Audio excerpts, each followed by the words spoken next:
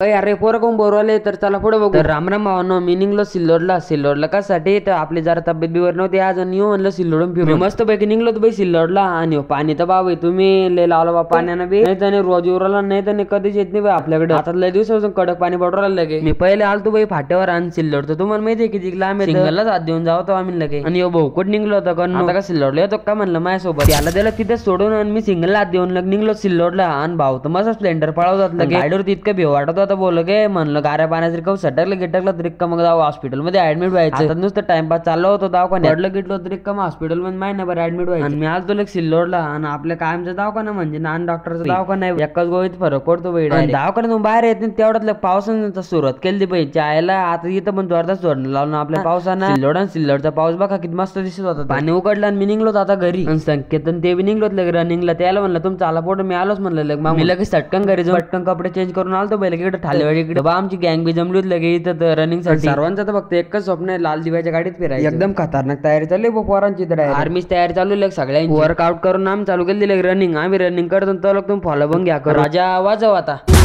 शेर की हाहाकार के बदले शेर की एक दहाड़ है प्यारे. दंगल दंगल दंगल दंगल सूरज तेरा चढ़ता ढलता गर्दिश में करते हैं तारे. दंगल दंगल